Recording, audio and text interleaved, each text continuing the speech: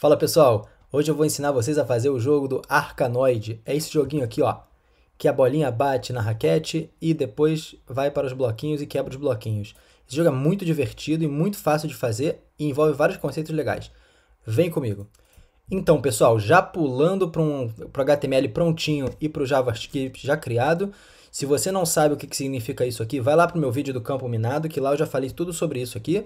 Aqui as coisas diferentes que a gente fez foi o width e o height, ou seja, a altura e a largura do nosso canvas, e eu dei um fundo um pouquinho mais escuro para ele, para a gente poder visualizar melhor o jogo, tá bom? Mas ele já está criado aqui para a gente não perder tempo, e o nosso JavaScript também já está criado, e ele já está conectado através do nosso script tag aqui. E agora a gente vai começar a trabalhar no nosso JavaScript. Primeiro vamos no nosso browser e vamos ver que, olha, o nosso Canvas já está desenhado aqui com o nosso fundo mais escuro. E daqui a gente vai começar a escrever o nosso jogo. Dessa vez eu vou fazer uma coisa um pouquinho diferente, tá? Eu vou fazer o código um pouquinho melhor estruturado. Como assim? Bem, a gente vai fazer, na verdade, em vez de ter todas as propriedades do jogo diretamente escritas no JavaScript, vamos fazer com que o nosso jogo em si seja uma classe a ser instanciada, tá? Depois explico o porquê e por que isso daqui dá uma estrutura melhor para o nosso jogo. Mas primeiro vamos começar a fazer a nossa classe principal, que é a classe Game. E essa classe Game vai ter todos os atributos do nosso jogo e os métodos do nosso jogo para desenhar, calcular e interagir com o que o usuário está fazendo na tela, tá bom? Vou escrever aqui rapidinho alguns atributos, vou explicar todos eles e daí a gente vai começar a escrever os métodos logo em seguida. Bora!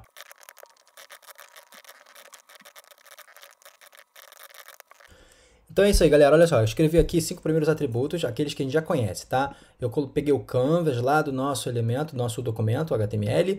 Eu peguei o CTX como o contexto de desenho 2D. Lembra, aquele que pega os parâmetros x, y. Ele não pega um parâmetro z, então ele não desenha em 3D. E o rect, que a gente usou lá no nosso jogo do campo minado, para poder fazer a conversão XY dentro do canvas, em vez de a gente pegar o XY na tela. Lembra que a gente pegou o clique do mouse na tela, mas a gente converteu para qual é o XY que o usuário clicou dentro do canvas, relativamente ao canvas. Do 00 do canvas até o XY final do canvas. Outra coisa que a gente fez, a gente criou aqui dois atributos de altura e largura, que a gente vai utilizar aqui dentro do jogo, que a gente pegou do canvas, que foi desenhado lá no HTML. A partir de aqui, agora a gente vai começar a criar alguns atributos que são necessários para a gente faça o jogo do Arkanoid. Então vamos explicar um pouquinho como é que funciona o jogo do Arkanoid, tá? O jogo do Arkanoid, como a gente viu, vocês viram aí na introdução, ele é composto de uma raquete que tem um movimento somente no eixo X, ou seja, ele vai para um lado e para o outro, não vai para cima e para baixo. Uma bolinha que ela quica nessa raquete, e ela também quica nas paredes, ela bate nas paredes e ela vai para outra direção. E alguns bloquinhos, que vamos chamar eles de bricks, né, os tijolinhos, que eles ficam lá no topo da tela, e eles são destruídos, vamos dizer assim, eles desaparecem assim que a bolinha bate neles, tá? Então esse é basicamente o jogo. A gente vai ter que fazer o quê? A gente vai ter que criar uma raquete, a gente vai ter que criar a bolinha e a gente vai ter que criar os bloquinhos. Depois disso, a gente vai fazer com que a bolinha interaja com a raquete, interaja também com os bloquinhos e assim por diante, tá? Então vamos começar a criar todos os atributos desses elementos que estão na tela. Vou escrever aqui rapidinho e a gente vai rever eles, tá bom? Bora!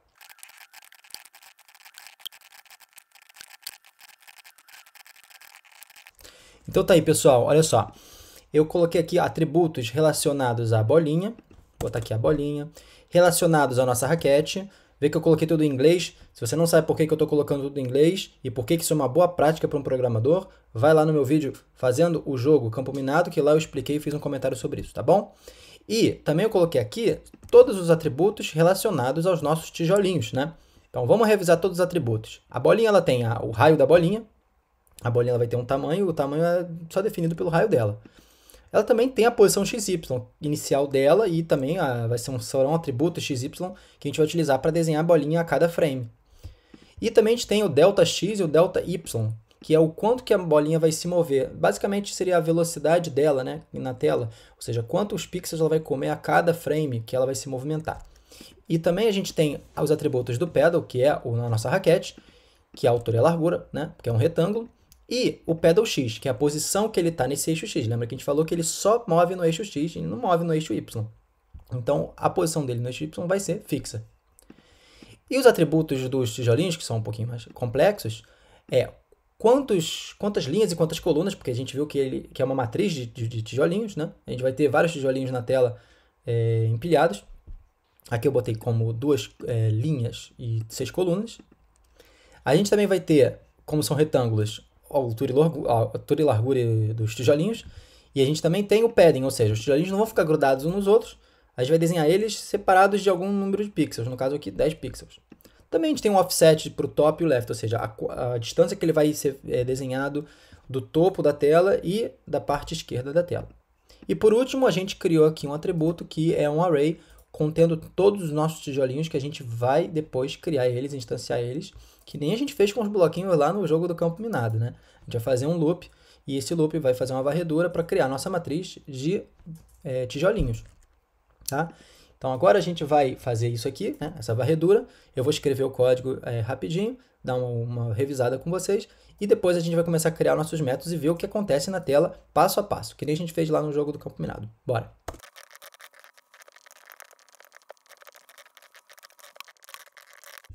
Então é isso aí, né, gente?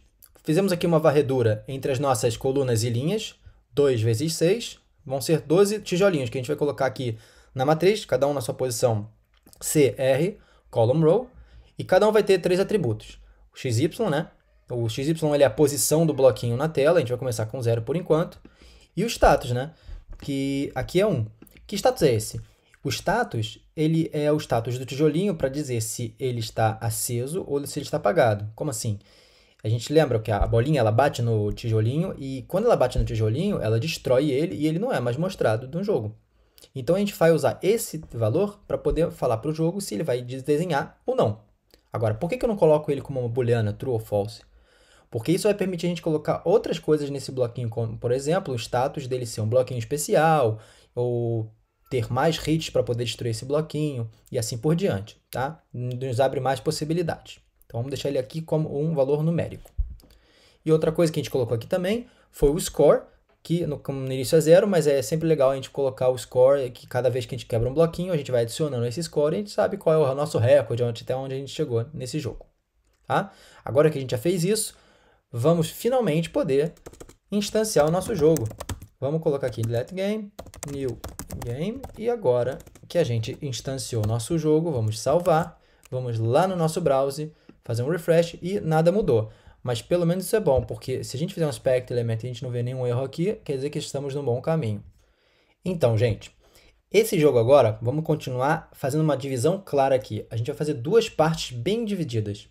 Nós primeiro vamos fazer a parte do jogo que ela é responsável somente por visualizar, por desenhar coisas na tela. Vamos chamar elas de função draw.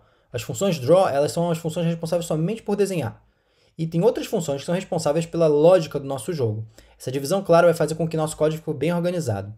Então vamos começar a fazer nossas funções que a gente pode desenhar as coisas na tela e depois a gente vai começar a se importar com qual é a lógica que esses elementos visuais vão se interagir um com o outro.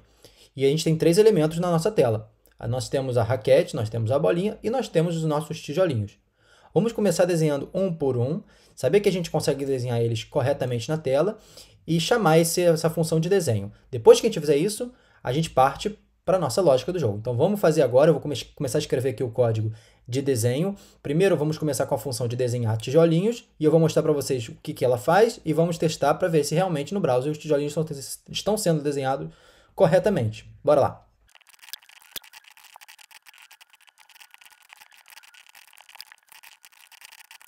Tá lá, pessoal, olha só o que eu fiz. A gente varreu aqui de novo a matriz.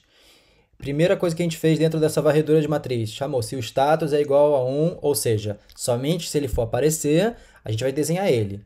E o que a gente fez para desenhar ele? A gente primeiro calculou, matematicamente, qual é o valor de x e y de cada tijolinho.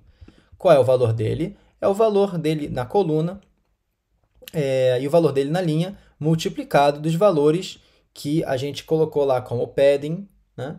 E o tamanho dele, a largura dele e o offset, né? Então ele começa de um offset mais esse valor aqui multiplicado pela nossa largura mais o padding e assim por diante, ou seja, ele vai ter o valor dele de largura 10, no segundo bloquinho vai ter todo esse valor mais o valor da largura dele mais 10 e assim por diante.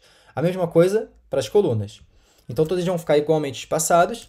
A gente vai colocar esse valor no x, y de cada bloquinho. E a gente vai agora chamar uma cor dele, FillStyle. Lembra lá no jogo do campo minado, a gente mostrou como é que funciona esses métodos de desenho aqui, FillRect, por exemplo.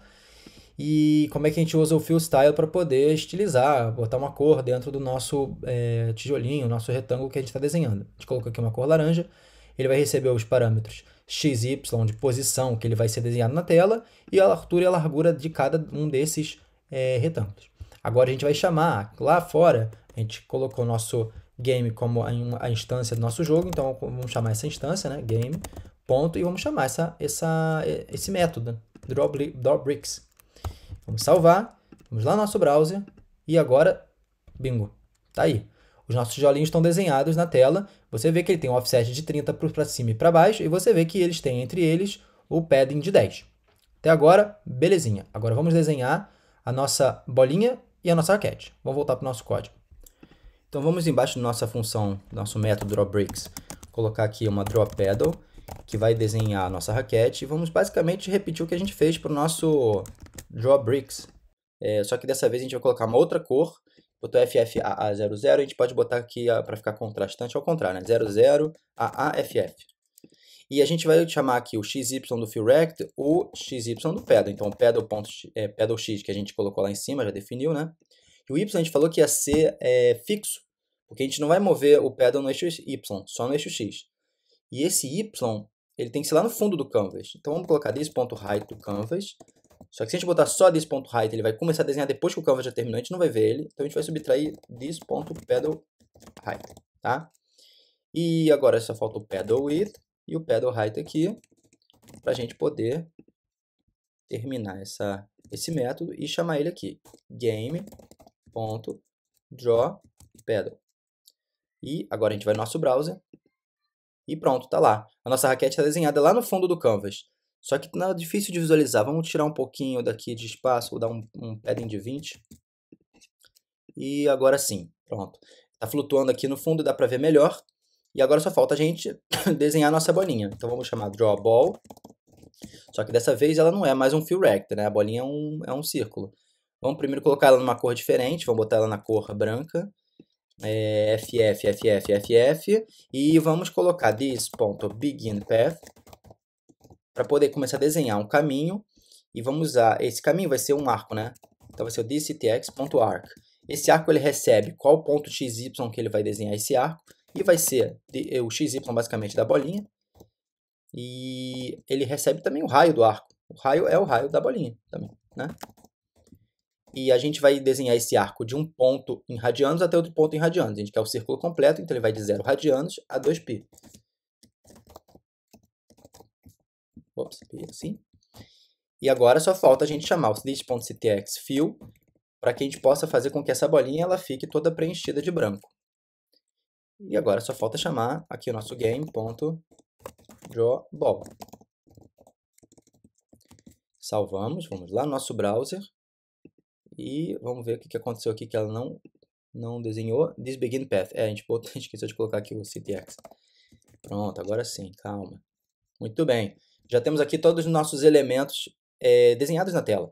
Temos a nossa raquete, nossa bolinha e os nossos tijolinhos. Agora a gente pode começar a fazer a lógica do jogo de verdade, que a gente não começou a fazer ainda. Mas isso eu vou deixar para o próximo vídeo, tá bom? Eu vejo vocês lá. Valeu!